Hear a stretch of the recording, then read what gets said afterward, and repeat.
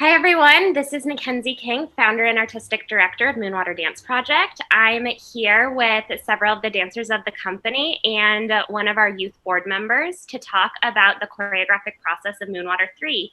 Do you guys want to introduce yourselves? Sure. Hi, I'm Emily. I'm rehearsal director for Moonwater and also, in Moonwater 3.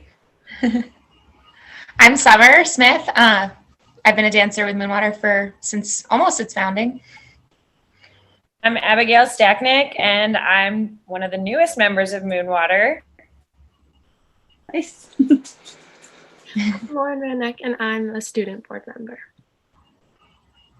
Awesome. So Lauren, do you want to kick us off with some questions? You've seen Moonwater 3. You got to see it in rehearsal and you saw the filming process of it. Ask us some questions about it.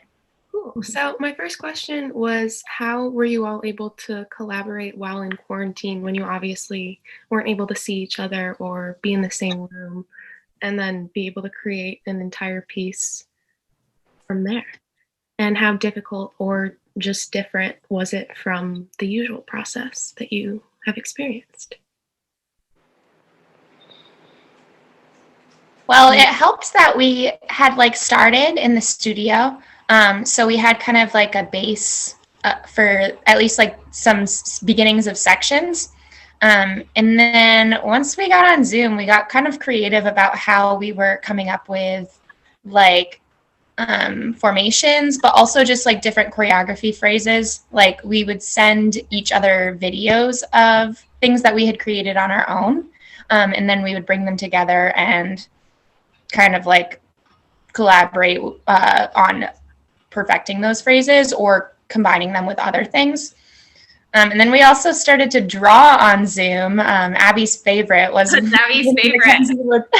Mackenzie would draw out different spatial patterns or a run, and that was pretty cool.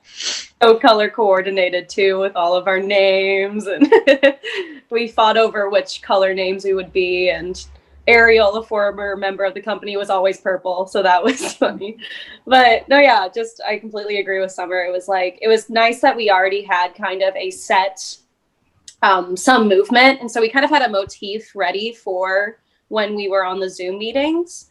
But it was really nice just to be able to have your movement that you created at home, show it to this group of females, and just everyone was so open to different ideas. And even if your idea wasn't the idea that we went with that time around, it was so collaborative that nobody ever really got mad at each other or hurt. It was just so, I don't want to say easy because it wasn't easy, but it was just we all worked so well together, and it created such a fully collaborative project that is all of us in one thing. We had decided sort of the timeline or the story arc of the entire piece in one of our first rehearsals. So we kind of had that to guide us through. We knew which parts needed to happen in what order, and that helped us stay on track during the Zoom rehearsals. But the hardest part was definitely that we couldn't partner, because I know for me, example, Mackenzie and I had a whole duet section that we hadn't created prior to quarantine, and we tried, and there was no great way for us to make that section over Zoom. So that one kind of had to keep getting postponed until we could actually get back in the studio. And I know one of our first days back in the studio, we just had to walk through all the lifts and all the partnering and make sure that that was still in our bodies. So that was a challenge for sure. I think that we also ended up maybe coming up with some different stuff that we normally wouldn't have because we were on Zoom. There was a little bit of when you play telephone and things get kind of lost in translation over time.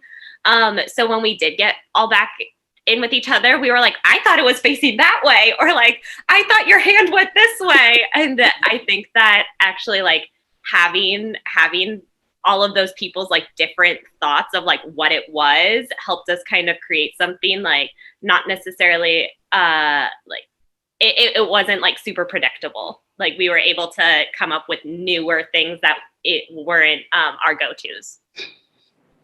That's super cool. Finding the silver lining. Yes.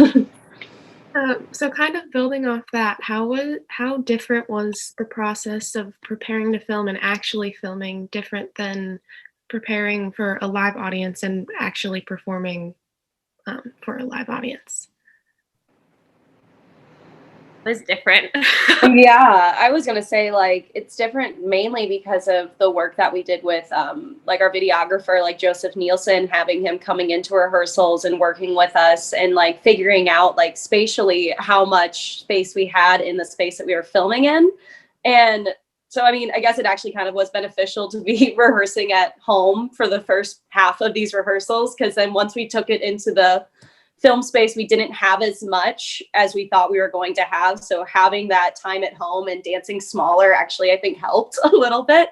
But yeah, just like from the stage standpoint, we were ready to have this be filmed in the round or to be seen in the round. And so with filming, we did have to flip it so that it is mainly facing one direction.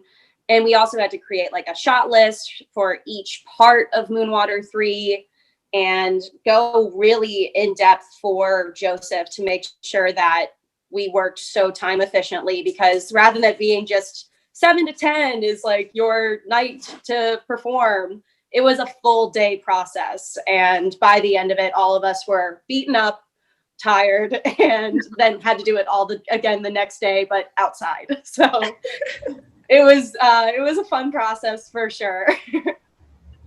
I remember thinking that that was going to be something that I enjoyed about the film process, that we could film it in chunks and sort of take breaks in between, but it ended up being so much harder than just doing a show because, like Emily said, we had to film and then refilm and then do another section. So it was kind of a lot of flipping our brain to different parts and keeping our stamina high for 48 hours.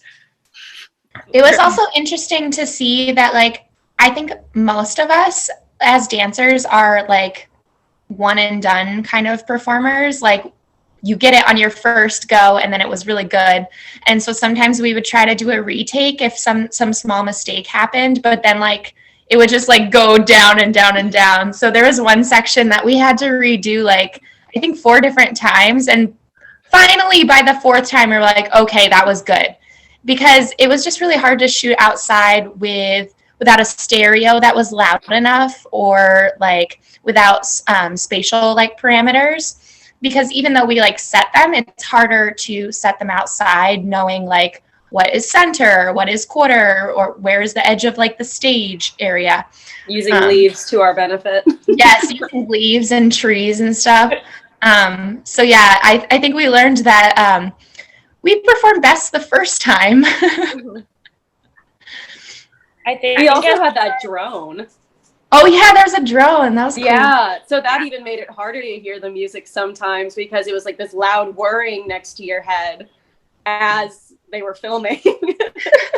And so like I'm going through the editing process right now, and every once in a while I see an eye that's like try and take a cue.